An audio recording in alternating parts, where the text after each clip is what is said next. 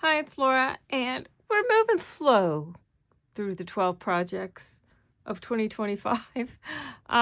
So we're on project 6, but that's how I kind of planned it for this year, not having it be on a super hardcore structured schedule, which has been a good thing. Anyway, what I sat and did was I made some tiny tags, which I call book charms. And they are like potato chips. So there's actually, I think there's 9 of them in here. So this tiny little tin that has 9 little projects in there. So these are tiny little tags that can be used like little charms in books.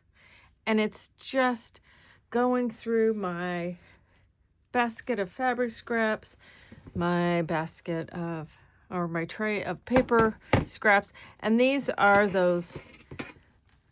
Then I have even smaller, where I have the teeniest, tiniest little bits and pieces. This is a hoarding nightmare of keeping these teeny, tiny little pieces because you never know where you're going to use them. But anyway, so these are just little bits of fabric and papers and stitching and hardware. And they all have a little loop on them, so they can be attached, and I'll show you how I like to use them. This one's got a little chain tassel on it. This one is actually made out of some of the scrap spiral binding. Like I said, I'm bad. Here's one there. I've used some words cut. Well, a lot of these I've used some words cut out of books. This one's got some little charm with some gears on it. This one's got a little, a lot of these are Tim Holtz hardware pieces I've collected over the years. So this one's one of these. It was like a little eyepiece or something. And it covers over the little words that are cut out of there. There's this one. And then that guy. So yes, you can see there's 3, 6, yes, so 9 of them. And they're just little. You know, this is the longest one at about 3 inches long. Most of them are in the 1.5 inches, no wider than 1 inch. But where I like to use little bits and pieces like this is, you know, in the first book that I showed you on this journey, how in the center of these signatures, I'm sure, see if I'm on camera. Remember how I talked about leaving these long? Well, part of the reason I do that is because then I can tie something like these. I've made even smaller little tags that were probably about that big that hook onto these. And so then I can I'm not gonna permanently attach this, but I can just tie those on so they can be those a little bit, or I can even tie it further out. I'm talking softly. Sorry. It's been just like that. So I can just tie these little tags in. They can also anywhere attach onto, a page somewhere. If you want to like punch a hole and tie that on there. They can be little tabs, but they're just little charms. Basically, you could also turn these into necklaces or something if you wanted to do that. But I just like to call them little book charms, so they can just be added on to pieces. This one is can pin on, so you can even wear this like a brooch or something like that. So, and I'm just using bits and pieces of scraps, etc. I take my quilting and went smaller and smaller, and then I started doing it much more mixed media. I was already in this journey. We went to, little small patches, and now we're at charms. So these can even actually probably attach on there. So that's what these are. So now I just pulled out a random pile, and I grabbed a little piece of this. Is just some leftover edge piece from when I did some gel plate stuff. And then I have just a word that I cut out, believe. So that'll probably get attached on there. So then I just pulled out some random bits and pieces of fabric out of my basket. Since this is stuff that I've saved from other projects, I know this is stuff that I probably like because I saved it. I like this round curve. When I pulled this one, I spotted that and said, I'm going to use that. And then, just like I do on my paper, I like to distress the edges a little bit. Sometimes that just requires a little fingernail action. So, do I want to have...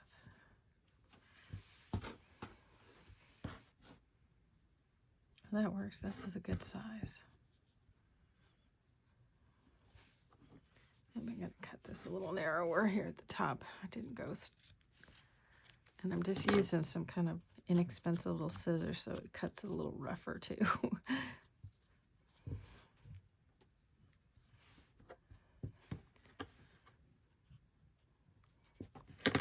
These are some of my old hand dyes, so I never throw bits and pieces of those away. Every once in a while I have to go through this basket of all my scraps and stuff because I have this basket, but then I also have 3 larger baskets. On that Itsy Bitsy quilt cards that I showed at the very, very beginning, when I used to do those back in the late 90s, early 2000s, I literally had, you know, those plastic zip bags that you get like a comforter in? I had one that was for a king-size comforter, and it was full of scraps, and I used to haul that to my classes so people could dig through my scraps. So this hoarding of fabrics and paper scraps is not something new to me. I've been doing it for decades now. So, all right, that gives me a nice little background bit. So that's going to go on there. So then I just randomly pulled some stuff out. These are leftovers from when I did those the mythical horses. You know, it had the Pegasus and the unicorn and the seahorse and all that. This was the bits and pieces of strips that I sewed together to make their manes. So I have all sorts of little bits and pieces. Oh, that one just came off. I didn't even have to pull it off. Ooh, I like that bright blue with that. So that could potentially wrap around because then I can do little stitching or something like that, like I've done on that. But I want some other color. Here's some of those little bits and pieces still. And then I love these little, and I love how they do like that little twisty thing. But it matches in too much. And again, some hand dyed. I like this one. This is a selvage edge because it has the white stitching on it, but it's just not the right color for this. That one's too much the same. I'm not feeling that one. These guys are part of that same group. What happens if this... And I tend to make these like little stack bits. Well, I like that one in there. Let's chop him off. And we're going to turn him over so that he stays down. Good old thumbnail pressing. Okay, I like that because it's got the little polka dots because I love little dots and bits. Now we're losing the curve. So here to slip this guy over so we don't lose the curve. And this guy can slip underneath there. I like that because I like seeing that curve. What if this slips under there too? So it's just pop a little yellow, pop of that bright color. That can go over the top. Yep, that's what we're doing. Okay, so then what I do is I have a glue stick, and I just start layering everybody together with the little bits and pieces of the glue stick, and then I can stitch it so it's a little more permanent. And we won't do the stitching part on this one yet. And as you can see, for those of you who've been around since I've been making all those houses and stuff and paper, and I was always precisely measuring and stuff, so y'all are probably just like going, whoa. that I do this so haphazardly. There's two sides to me. I have the messy side, and then I have the side that's very critical on making sure the dimensions are right, etc. All right, so then we're going to wrap this guy around. So I could have also used some washi tape or something like that, but we're just going to use this stuff. But, you know, mixing paper with fabric, it's fine.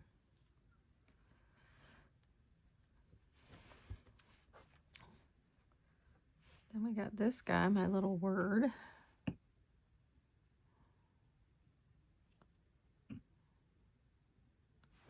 And I use permanent glue stick. So this stuff, these things are so little, the glue stick. And if necessary, so some of this hardware, if I'm gluing it, I use a heavier glue with that. But so there we go. So then I can punch a hole. I can put a loop of some sort.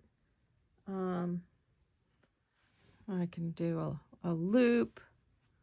As I saw on these, see there I've got, this is a piece of ribbon that's on the back that I had covered the end. And I punched a hole. This one's just got a little piece of cardstock under there, printed paper, that I punched a hole, put a little thing through it. But it also, well, it did have a ring on it. But here's a fabric loop. Punched a hole in the paper.